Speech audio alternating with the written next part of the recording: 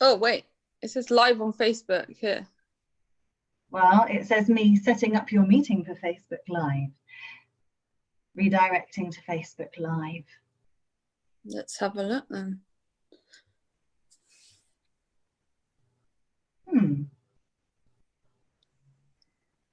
It's a Can bit you? I of, can see just Facebook. mine says in the top right corner, live on Facebook. Oh, well, say hello then, because you might be live on Facebook. Hello, Oh, everyone. I don't know if you can see us. Give us a comment if you can see us. I wonder if I should go to my page. It's very strange. Yeah, go to the page. My door's about to slam. Give me one sec. Oh, yeah, we are live, Mills. Yeah. Yeah. Hi, everyone. I'm not there.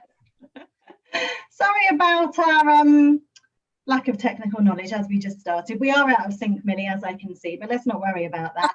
Let's maybe just not even look at it, and then that will probably be the best way to go. So yes, I wanted to come on and do another success story because I'm feeling in that kind of mood at the moment.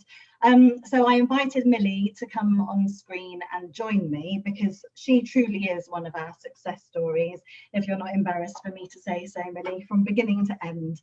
So when we talk about our success story, some people who don't know StageAbility might think that we are talking about people who have gone on to do TV or film or on stage stuff in the West End. And there have been some children who've gone on to do that, which has been great.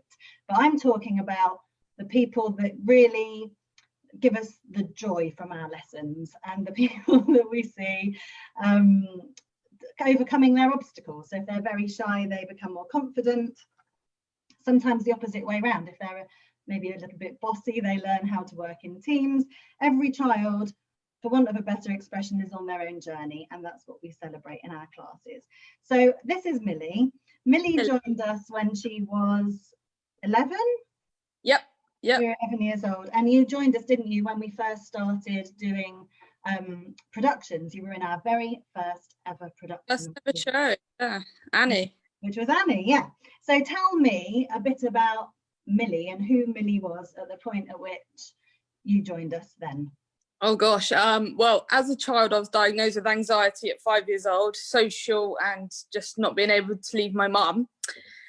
So this was a big step, doing something like this. My sister was doing it, so my mum put me forward as well. And yeah, I went along and I got a part. I was cast in the ensemble, which is obviously a big boost for, you go for an audition, then you get a part, which was amazing. Yeah, so I started off, but I was really shy, really quiet. I didn't want to join in. My mum had to be with me. I just, wasn't sure. And but everyone was really kind and really friendly. And gradually, as the weeks went on, I settled in even more, to the point now they can't even get rid of me. And you could tell at the time how much you got out of it, and you clearly really enjoyed it. But yeah, it was just, I guess, learning to not care what people thought and really go for it with all the moves and everything. At that age as well, it's that difficult age where everything's changing. You start going to secondary school, so you're self-conscious and embarrassed anyway about everything. Yeah. So the more just letting go and doing, don't have any inhibitions. That's one thing we try and do is, it's a safe space. You can just act and do what you need to do. Yeah. Absolutely. So from the show and the joy of being in that, you came and joined our weekly classes, didn't you? I think we just started them over in Wokingham, which we ran with Casey and Lisa, I think. Yep. On a Tuesday, and you joined us there. I can't remember how many years it was. Maybe 5 years you were there. Yeah. But what do you remember about those classes when you first joined? So again, it was a bit difficult because I joined as a senior. So the seniors start at 11 and finish at 17. So I went right in the bottom of the senior class. So again, I was with all the older ones and I was still one of the little ones and still really young and shy and I didn't know anyone. But again, Casey, it was amazing, really friendly, really lovely. And then the assistant Lisa, she was the same, they helped me settle in. And again, gradually week after week, I got more confident and made new friends and different people. And it was just amazing. What I got out of those classes was phenomenal. And it's just, brilliant. I gained so much confidence and self-esteem, and every week a little bit more of me would chip away and I'd come out in the end. That's really good. That's exactly why we do it, and that's exactly what we want to hear. So during the class, you were with us doing the classes for years, like I said, came every week. But then you also did some more of our shows. I think it's important for us to mention that as well as doing the musicals, you also carved out a real niche for yourself in becoming our pantomime dame. Can you remember the first time you did that? Yeah, so I remember the first pantomime we did Peter Pan. That was the first ever one, and I was cast as a lead part as a pirate, which was amazing. One of my lead roles, first time auditioning for a main part. Yeah, I got the role of a pirate. And then the year later we did Robin Hood.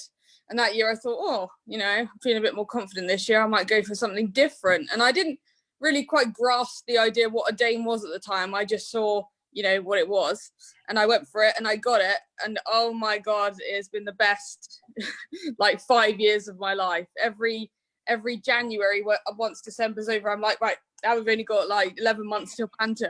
Counting down till Panto. And you really have come out of yourself doing that role, because it needs so much interaction with the audience, which I particularly remember you calling out my husband, who had having a little sleep in the front row, and Millie the dame was not having that. So and it particularly script either. I was like, right, no, that's it. No one sleeps in my audience. I was like, hey. Oh, fantastic. Yeah. So yeah, you stayed in the classes until I think you were 16. Yeah. And then you went off to college, which a lot of the students do. So tell everyone what you went to do at college initially. So yeah, I did all my GCSEs and stuff, and I managed to get all the grades I needed. So I went on to Reading College and I did childcare. So I went down the route of, you know, working with children and doing all that stuff, which was really good. And I guess being a senior at the class helped me want to do that, because in that senior class you are helping nurture the little ones as well. So the infants that are 5 and 6, you're as a senior helping them on their way through the class as well. So I guess that helped me go through that. And yeah, so I did that for 2 years at college, and I passed with flying colours. I got all my certificates, got my DBS, my first aid, my safeguarding, all the certificates. At which point my ears went, oh, all those things we need at StageAbility. Millie, come back to us. Come back. Yeah. And it happened to coincide with... I'm still doing the shows. You still had... Of course. We're still doing the shows. But then you came and helped us at the Wokingham class, because it just happened to coincide with the other member of staff having other pulls on her time. Yeah. So yeah, you came along to our Wokingham class. How different did you think things were from a teacher's perspective rather than from a student's perspective? What more did you learn from that? Yeah, being on the teacher side is certainly different, but it's different in a good way. Instead of working alongside these kids, you're helping nurture them in a way that's completely different as you would as a pupil alongside them. Definitely, you get to learn about the different kids, and they're all different needs and stuff. Like, every kid is different. Some children don't learn that way and others learn that way. And that really helped me understand each individual child and how their journey is through our classes.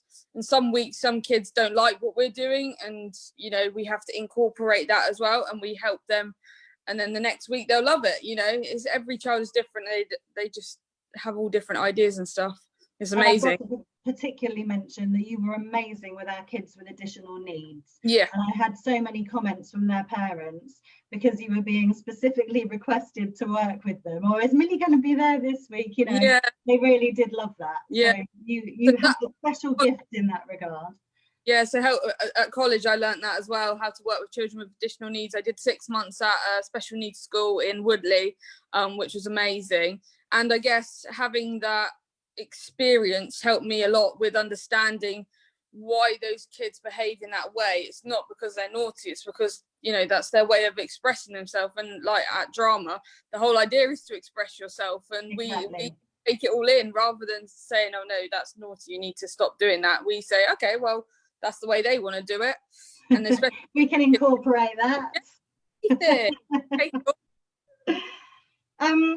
So it seems that now our time with you is coming to an end. Now, Yeah. I'm hoping that we're not going to lose you forever, because we No. know you're going to be roped into everything, but you are moving on to pastures new.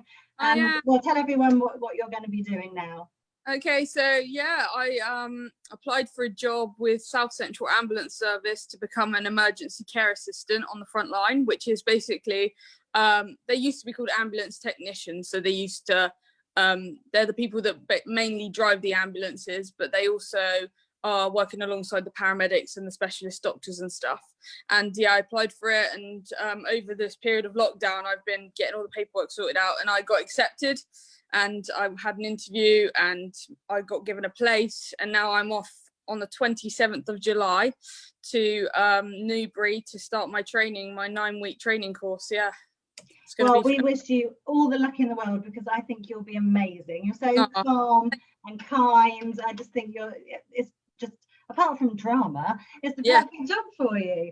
And you've been an asset to StageAbility, right from being that shy student to a confident dame, right, to becoming a real support in our classes. So me and all the team I know want to say thank you to you for that. And as soon as we're out of lockdown, we'll have to get staff get together and give you a proper send off.